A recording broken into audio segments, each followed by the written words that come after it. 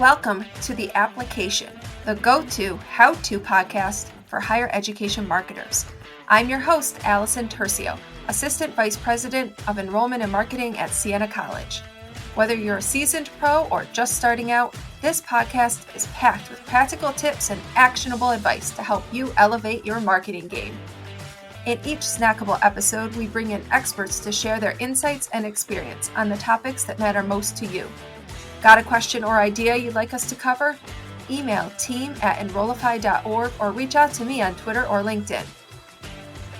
The Application is part of the Enrollify podcast network, and if you like this show, you'll definitely want to check out our other higher ed focused podcasts on admissions, tech, marketing, and more. They're packed with stories, ideas, and tools to help you be the best in your field. All right, it's time for the show.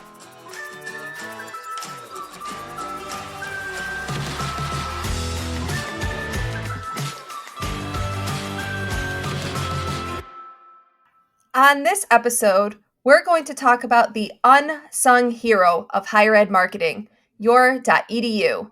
Nothing else has quite so much opportunity at the same time as so much missed opportunity.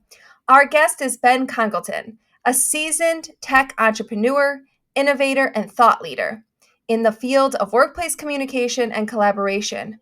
As the CEO and co-founder of Olark, a leading live chat and chatbot software company, Ben has played a pivotal role in revolutionizing customer support and improving online user experiences. Under his leadership, Olark has grown exponentially, serving thousands of organizations worldwide and earning a reputation for its user-friendly and accessible interface, as well as exceptional customer service. Hi, Ben, and welcome to the Application Podcast. I'm excited to be here. Before we get into our main topic of web optimization, there's something else I know our listeners are going to want to hear about. Olark and Enrollify just released the results of a survey on how higher ed marketers are allocating resources. Can you tell us a little bit about what you found out? Yeah, so I guess it's good to have a little bit of backstory on this. So last year we were working with Enrollify a lot, and we talked to a lot of higher ed marketers. Olark's deployed on a lot of higher ed properties, and we kept getting similar questions. And we thought, what would be really helpful is to go out there and run a survey and ask actual marketers in the field across, junior, intermediate, senior folks, like what they wanted to know. And how they were spending their budgets, and give people this view across what was going on in the higher ed industry. As an outsider, I'm not allocating higher ed budgets myself, but we're part of that budget often. It was surprising to me how uniform the results were. So, for example, senior and intermediate and junior and folks generally agreed in both private institution, public institution, et cetera. So there wasn't a lot of variation in answers, which I think is interesting, but it also seems to me that there's probably a lot of opportunities to look at ways of standing out or thinking a little bit differently. For example, many folks, regardless of what their top three strategy or goal was, when they were looking at social, they used Instagram. They were we're going to allocate budget on Instagram as the major way of both boosting grad school enrollment, undergrad enrollment, alumni relations, et cetera. And, there's many channels out there, and there's probably many opportunities to go look kind of outside that, hey, everyone's doing Instagram, we should do Instagram too. Probably opportunities to sort of carve out niches in some of these other channels as well. Everyone's doing Instagram, but maybe there's opportunity to get an audience on TikTok or on Snapchat because everyone else is on Instagram, right? You got it. And it's one of those things where it's okay, this is the safe thing to do. No one ever gets fired for buying IBM or something like that. If you're using Instagram, you're playing it safe, right? You're not going to run into problems. You can say you're using best practices, but one of the things I always like to say is that doing what everyone else is doing is not a strategy. Yeah. And so that was definitely one takeaway. Another takeaway was we also asked people about their self-perceived level of expertise. And what is not too surprising is that many folks were very confident, had a lot of expertise in running in-person events, doing traditional print and media buys, but reported weaker skill sets in website optimization in things like digital ad buys and digital marketing and things like content strategy and SEO. And what's interesting to me is, as we imagine, this enrollment cliff and as more competition arising in marketing universities, I would expect a greater move towards digital, which likely means that most folks are relying a lot on agencies to do work where they don't have a lot of in-house expertise, and it's often hard to hold that agency accountable without that in-house expertise. So I think there's definitely room for growth and leveling up and career development in digital and higher ed. I know one of the big concerns that you had was on that website optimization piece. Can you tell me a little bit about why that really stuck out to you? Yeah, it's interesting because you imagine, what is the modern journey of a student applying for college look like today? Well, basically, they're receiving a lot of marketing messages across a lot of channels driving them towards your website, towards your admissions website, et cetera. So you can imagine all these resources spent at driving people towards websites, and yet the thing that you are driving people towards is the area in which you have the least expertise of optimizing. And I get it. Like, websites are hard. There's a lot of stakeholders involved. There's a lot to consider in that environment. But it's also an area where developing expertise and capacity, I think, makes a ton of sense in higher ed, especially when we imagine like a more competitive marketing environment. I don't think I've ever seen a survey about how students search for colleges or any kind of study about the college search process where the .edu wasn't the leading way that they searched and found their information. I mean, if it's not the leading, it's number 2 or 3, right? So the students are telling us the .edu is absolutely crucial in their college search, but are we allocating the resources and are we upskilling Yeah. to what's needed to have the best website possible and the best user experience possible for those students? And it sounds like the survey says no, there's a gap there for Yeah, the us. survey definitely indicates that folks definitely have the level of expertise they need for running in-person events, but like some big gaps in when we're talking about optimizing websites. Okay, well, we're going to help them with that today, right? That's the goal. We'll walk away with a couple of actions. So let's start in on website optimization and how can higher ed institutions and their marketers optimize their websites to improve the user experience and increase engagement, because that's really what it comes down to. I would start this sort of journey with saying, does your organization have leadership where you can actually set a prioritized list of goals for your website? Because I think, this is the one place that we know touches all sorts of stakeholders across the entire institution. And so if you can't walk away from a meeting with an ordered list of priorities, it's going to be very, very hard to optimize, because you can't optimize for multiple things at the same time well. Like any constraint solving problem, the more constraints you have, the less optimal your solution will likely be. And if you can agree on one or two key goals that you're trying to accomplish with your website, that's where I recommend starting, because there's so many micro little optimizations you can do. But if you don't have a goal that you're all agreed on, it's going to be very, very hard to do tests, to make progress, to sort of move in a single direction. So that's where I would start. Now I can continue. It looks like you want to ask a question. Well, tell me some examples of the goals to consider specific for a higher ed website. So let's say that our goal is we want to increase undergraduate applicants, right? That seems like a pretty reasonable goal. Like, this is going to be the main goal of our website. This is the number one priority of the website. We know there's many stakeholders that are going to be visiting this website, but this is the one goal we're trying to accomplish. So let's take that as an example. And okay, that's step one. We've agreed on the goal. We have a priority. Now, when we're putting things on the website, we can trade it off against that goal.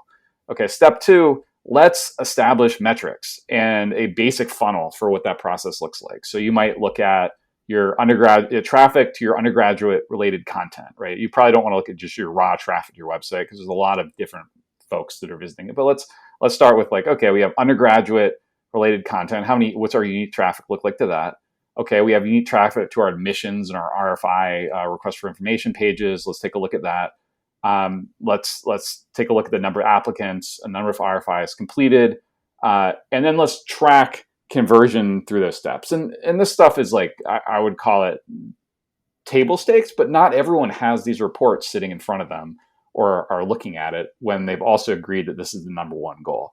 So once you've established, okay, here's our funnel, here's the conversion rates between various steps in this, you can dive into like really, really micro stuff. But I think high level, like I'm just trying to like, let's start high level, like funnel analytics, understand fall off between steps. And now that you've done that and you have some alignment around this goal being what you're trying to accomplish, you can start focusing against different places of that funnel. Where do you want to put resources? What types of experiments do you want to run? When you run an experiment, you can see the result of that experiment on that metric you're trying to move.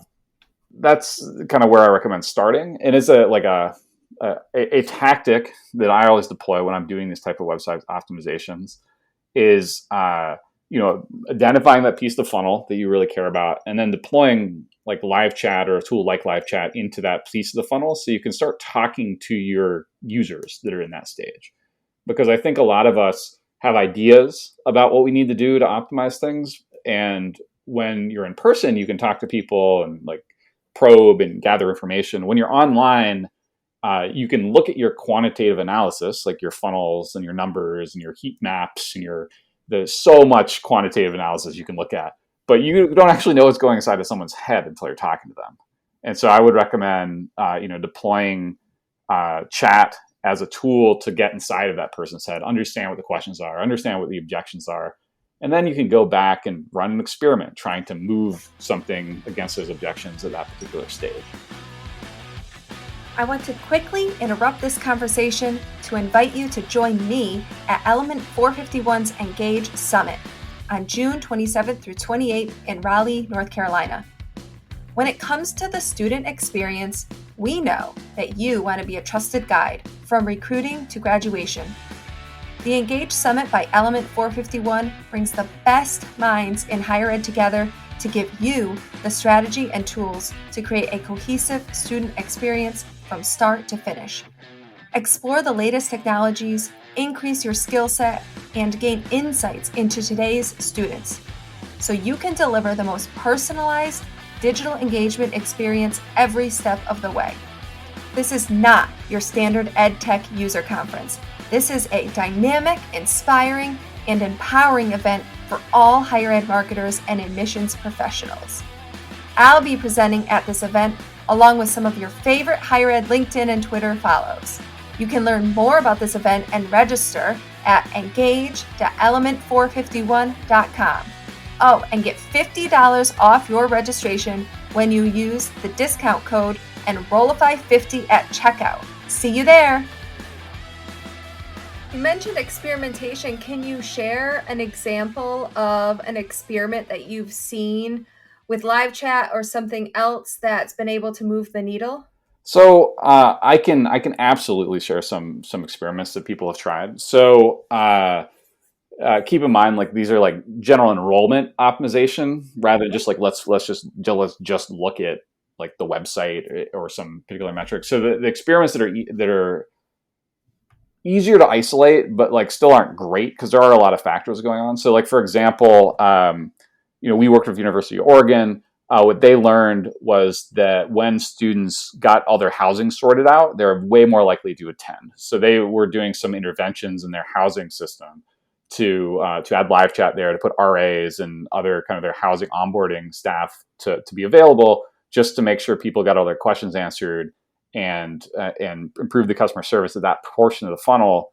What they saw, again, many factors going into this, but they saw like much higher enrollment yield than they typically did when they did this process. So I think this was more of like a cross, like there were many factors, but chat and insight and customer service was a piece of that strategy that they used to boost that enrollment yield. You mentioned, look at a goal and then map out that journey and what's the conversion rate at each points of those journeys. Have you found that there's some common mistakes, or let's frame it as common opportunities when it comes to boosting the conversion rate in a customer journey on a website? Yeah. I think this comes back to my like strategic thinking 101, which is like, let's go agree what the goal is. Because I think, most of the conversion drop off can almost be tied into like an alignment problem with what's going on the website. So Let's just take this enrollment example. If we agree that the number one goal of our website is to have people, really there's like two options, right? Do we want them to sign up for a visit, or do we want them to apply? Let's agree on which one of those things we're trying to optimize for, right? Because there's a lot of discussion around which one of those two things it should be, right? And so you can try to make them both the same level CTAs, but I think a lot of folks may not even be so clear that their two goals are visit and application. And so I think if you can agree on what the overall goal is, and you can line up your website towards accomplishing that goal, that alone will give you pretty good lift. So you might, like, let's just take the visit example. Let's say visit is our number one priority. We've agreed that this is the highest value thing we could do with our website. We might put a visit link, right? Like in a easily visible way in our top nav in a different color that makes it pretty clear this is what we're trying to accomplish. We might ensure that above the fold on mobile, where that top menu is hidden with a hamburger menu most of the times, that there's an above the fold CTA that moves you in that direction.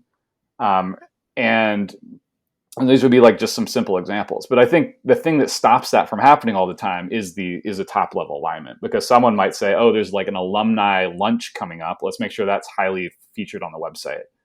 And so I think that's where people get a little bit of start running into some challenges when they're trying to optimize against a goal. And what's funny to me about that is that when it comes to our advertising campaigns, that not what we're doing on .edu, but when we're doing paid marketing, we are so clear on what our goal is and what we want the user to do. Right. A lot of times, and I think it becomes easier, especially if you're running digital campaigns, right? You may run a digital campaign that takes you to a landing page that has one action you can do on it, and then people can do that action or not. And obviously there's a lot of stakeholders who are going to arrive on your .edu. They can have all sorts of different things. But I think if you can agree on what the number one thing you're trying to accomplish is. Now, what I have seen some tools be able to do, and this is more like B2B marketing, a little bit less inside of what higher ed folks, I've seen higher ed folks do, is use kind of like real-time personalization. So like when you hit the page, you can use some, you can buy data basically and have the page sort of optimize a little bit based on some demographic information, some segment information. So you can kind of like, okay, like this person is of, they're a certain age group. Let's assume they're either a parent or they are like an alumni, right? So you can start making those assumptions, but I still think that like this starts with like, hey, let's not like rely on magic. Let's just pick a goal. This is our number one goal. This is what we're going to optimize against. These are secondary goals. We're also going to optimize against them. We're going to understand the steps in the funnel for each of these goals. But like ultimately, someone has to make some decisions along the way in order to like just say like this is more important right now. And if you want to optimize on the web. Additionally, right, like let's say we're going this direction. We've agreed on our goals. We have our metrics. We talked about experiments. Live chat's an experiment I like to run. Another experiment you might want to run would be like changing some headlines, changing some messaging, changing some flows. I think when those metrics are in place, now you can start running A/B tests in an effective way. And an A/B test is a great way of eliminating like armchair quarterbacking and discussion, and just say, look, we're going to run a test and we're going to find out what the result is. Because another thing that I think can highly hinder optimization is the lack of folks wanting to make a decision or to put themselves out there, or the fear of being wrong. And so I think A/B testing is a pretty good way of doing that. Another tool that has been really helpful for me personally is there's this guy named Brian Balfour. He basically ran growth for HubSpot in the early days. HubSpot's a really big B2B CRM. And he has this sort of online learning thing called Reforge, where he tries to charge people a ton of money to learn his techniques. But if you dig around in there, there's some blog posts on experiment frameworks. And so I think having a good experiment framework means that when you're running these experiments, you have rigor and you have the ability to predict the outcome you're hoping to achieve, and then test yourself against that predicted outcome. And you can use the same idea when you're running a campaign. But I think like the idea is like as a marketing team, as a growth team, you should be getting better at predicting outcomes and achieving them. And if you're not going to get any better at prediction if you don't force yourself to put down a number or a goal or something before you run an experiment. And then you can hold yourself accountable, like, oh, did it do way better than I thought? Did it do way worse than I thought? This kind of thing.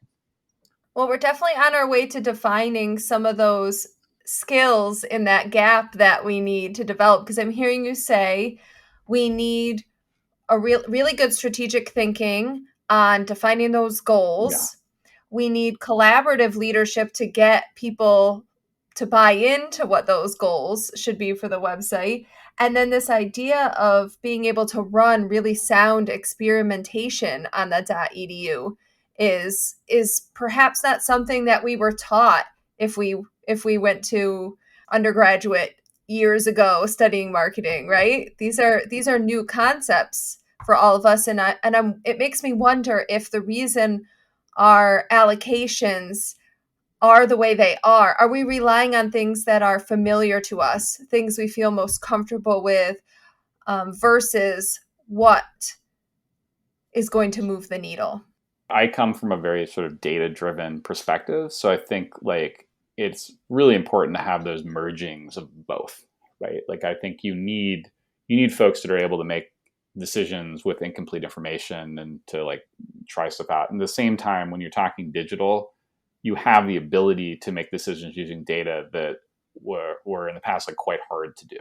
And I think that the folks that I know who are very successful at website optimization are it's accommodation. It's part art and it's part science, but you can't ignore the science elements of it. I don't want to leave this conversation before we talk a little bit more about live chat. Mm-hmm. Tell me a little bit about how and why live chat can be such a key piece to that optimization aspect to our websites. The best way of looking at it is, why is there anyone in stores at all? Like why is there human beings in stores? And it's because like in many cases folks have questions before they take action. Like if you're shopping at REI or you're shopping around, in many cases, like if you're making considered purchase, you often want to build trust with the person on the other end of it. And when you have a website, there's typically just no one there, right? It's just like a brochure. It's like a mailer, right? You can browse around that mailer, but like if there's information lacking in that mailer, you can maybe go back to Google and search for it. But there's value in having that human relationship with people, especially at a high consideration purchase, like choosing the next 4 years of your life. Broadly, I think that's where chat helps out. But I think more specifically tied back to website optimization, as marketers, we often lack information about what's happening inside of these processes, whether we've just run this big digital campaign and we're just looking at numbers, or we are like exploring this funnel process we just talked about. And I think that it behooves us to build some consensus inside our organization, to find staffing to spend a little bit of time there and run some experiments and get in there and like understand the folks that are on our admissions site, but maybe not submitting RFIs. Because we know when we look at our analytics, there's a lot of people who don't do that. Let's try to understand what's going on there a little bit more rather than just, throwing stuff at the wall. So I really look at live chat from a website optimization standpoint as like here's a great tool to start having conversations with people that are like in the process that I'm trying to optimize so that I can understand how to optimize that process. And then secondarily, sometimes chat can be worth it to go optimize that process. So for example, like we talked about Oregon and their housing process, like we have many universities using us in admissions, but for example, like pre-application, pre-RFI, just in many cases there are some blockers, some objections, some questions that people have before they fill out those forms. And depending on your economics, like it can make sense to invest your welcome center there, your admissions staff there. Every applicant has a value to you. Those are all things we all want. Right? We all want to build trust with our audience. We want to be able to keep a human approach in how we're marketing, or at least I hope that's what we're all doing, everyone. We want qualitative data that tells us what our audience is thinking and what their process is like. And we want to be student-centered, right? So why are we not all doing live chat? Well, I think it's a really interesting question. I've seen, for example, there are some pushes to just do pure bots, right? So the idea that like I can just put a bot here and it will replace that human interaction, And oftentimes, I would say folks aren't even looking at the conversations the bot is having. They're just knowing that that is out there existing. And so it's not really seen as like an insight machine. It's seen as more of like, oh, this will reduce our customer service costs. So I think there is kind of the operational idea, like, oh, I can just put this thing here and it will reduce operational costs. Let's ignore the insights. I think part of the reason that higher ed marketers may not be looking at live chat as a channel ties back to some of these expertise questions, ties back to the fact that, the areas where most higher ed marketers are most comfortable is in traditional marketing, in-person marketing, not as much in website optimization, not as much in kind of the e-commerce optimization. So you could imagine, like, if you were to look at e-commerce 10 years ago, you would see, well, how come there's not live chat on any of these e-commerce websites? And where is chat being used? It was mostly being used in customer service for like Comcast, right? And then over time, because it was a way of reducing cost. But over time, and what we've noticed is that most e-commerce sites now have live chat on them. And most places where you're making a considered sale will have like reasonably educated staff involved. So if you were to look at like maybe like the first adopters of live chat, it's been like the online learning centers. These are the people that have adopted live chat just right off the bat, because a lot of their marketing teams came from other digital marketing, the other digital marketing world, and they just knew, okay, hey, like talking to my prospects, talking to my prospective students, answering their questions works. And I think that in higher ed broadly, there's more hesitancy. Where's the staffing going to come from? Who's gonna do this? What if there's a problem? Etc. And a little bit less of like a, hey, let's run an experiment, let's see what happens mindset. I have found that like most of the universities that we work with, have a champion inside their organization that says something like, hey, my generation's not picking up the phone anymore, and we're not sending email anymore. Why can't I chat on our website when I have a question about my housing? Why can't I chat when I have a question about my admissions? And it takes a champion like that to kind of move things up through the organization to get something to happen. And then sometimes you get like, I would call it long-term strategic thinking VP of enrollment, who can just look at the world and say like, you know what? Our traditional channels of communication are not the same as they were 10 years ago, 5 years ago, 2 years ago. We need to meet our students and our faculty and our staff where they are. Let's start adopting some tech like this. Well, because it's not just marketers it would be really new for, right? It's the admissions team, perhaps the financial aid team, it really runs the gamut. And if you're doing it on the front end, you're creating an expectation that as a current student, you're going to be able to get your questions answered this way too, and be able to navigate your student experience this way, don't you think? It may not be quite as important to the organization to hit that like right off the get-go, if that makes any sense. I think that from an organization standpoint, the thing that will probably retain students more than anything else is like the relationships they make inside inside the institution, their friends, their coursework, their perception of success, and a little bit less about like whether they can chat to IT with a question.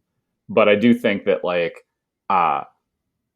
operationally, it's a great efficiency gain for the organization to be able to, especially when you have folks that are wanting to work remote or folks that are like not wanting to come into their office as much and still provide a high level of service. Like, for example, Berkeley is one of our customers, and Berkeley uses Olark inside their ed tech department, which means that if a staff or faculty or student is like setting up their IT inside their classroom, they need help, they can ask questions over Olark. And they also use it for HR as well. So if like you have a staff question, so I think like there's a definite operational benefit of using chat all over the place, but I think that there's like some really good strategic benefits of using it inside of marketing. And I think that the key thing that I think is important to think about is like the strategic use of it as a communication tool, as opposed to like, hey, we just need this thing.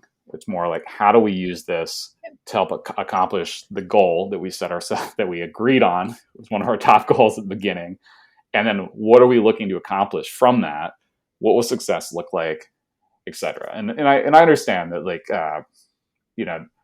there's a lot of work to be done. There's a lot of everyone is at a very stage of marketing maturity or operations and data maturity. I think the neat thing about chat is you can deploy it before you're at some of those maturity levels, and you can kind of plug it in. So for example, I was talking to someone who was in the middle of a big Salesforce CRM integration. And obviously this is like a, vision creation moment in their organization, because you have a lot of stakeholders coming in, you're designing business processes, you're thinking about the stuff. That process, we all know, is going to take years, and it sometimes isn't successful. So if you predicate this, let's say chat, on that migration happening, it's going to be 3 years before you know whether you can, like, what's happening with the students inside the funnel that are like not on your admissions page. That probably has absolutely nothing to do with whether you have a CRM or not. Like, it's like CRMs are great for internal operational improvements. They're great for modeling funnels. They're great for all sorts of great reporting. But I think intuitively we know that the I don't know, like the basic principles we're talking about, like the first principles of the situation is we're trying to build trust. Folks have questions. It's a very high consideration decision. And if we can be there to help build those relationships early on and turn them into deep relationships, we can provide a great service to people. And I think that's, marketing is about doing that at scale and making decisions about where we should strategically allocate resources along that journey, and building, and a lot of higher ed marketing is about building strong relationships with your fellow stakeholders, like your director of admissions, your VPs, getting people to sort of buy into this idea that, hey, the welcome center, the housing process, like these are all things that feed into that enrollment yield picture. And I think that if we work together on this, we can move some numbers. And let's start by looking at the numbers and pick the pieces where we want to focus. Ben, I'm pretty sure we circled around back to what my first question was, which was all about user experience and engagement. So we ended up back there, whether that's where you wanted to be or not. I mean, I think it all comes back to that. But if you talk about user experience and engagement without setting the goal, and you make your goal user experience and engagement, it's so hard to make decisions. So is that the one thing you want everyone listening to take away from this conversation? You've got to start with the goal. Yeah. Get alignment on a goal. If you can't get alignment on a goal, everything else is going to be so hard. And we know it's so hard in many cases, but like an ordered list, this is number one, this is number two, because if you can come back to that when making some of these other decisions down the line, your life will be so much easier. The second takeaway I probably would have is that getting metrics in place against that goal is a great place to start, because without metrics, you really have no idea whether you're making progress or not. And then from that, I would say testing is a really good way to unblock. Chatbots can be a great way of digging into the funnel to learn more about what's going on, deploy them strategically. And that, the web and in person are not really that different. I mean, we're really just trying to build relationships and create trust. And I think if we look at that through that lens against that goal, it gives us pretty good guidance when we're making decisions. We can't let it just be an online brochure. No. All right, everyone. Thank you so much for listening. Ben, thanks for joining me. This was super fun, Allison. Thank you so much. If you found this information valuable, please subscribe to the podcast and share this episode with a friend or colleague, maybe one that you want to talk to about setting goals for your website, who might find this useful. Hey, all, Zach here from Enrollify. If you like this podcast, chances are you'll like other Enrollify shows too. Our podcast network is growing by the month, and we've got a plethora of marketing, admissions, and higher ed technology shows that are jam-packed with stories, ideas, and frameworks that are all designed to empower you to become a better higher ed professional. Our shows feature a selection of the industry's best as your hosts. Learn from Mickey Baines, Jeremy Tiers, Jaime Hunt, Jamie Gleason, and many, many more. You can learn more about the Enrollify Podcast Network at podcasts.enrollify.org. Our shows help higher ed marketers and admissions professionals find their next big idea.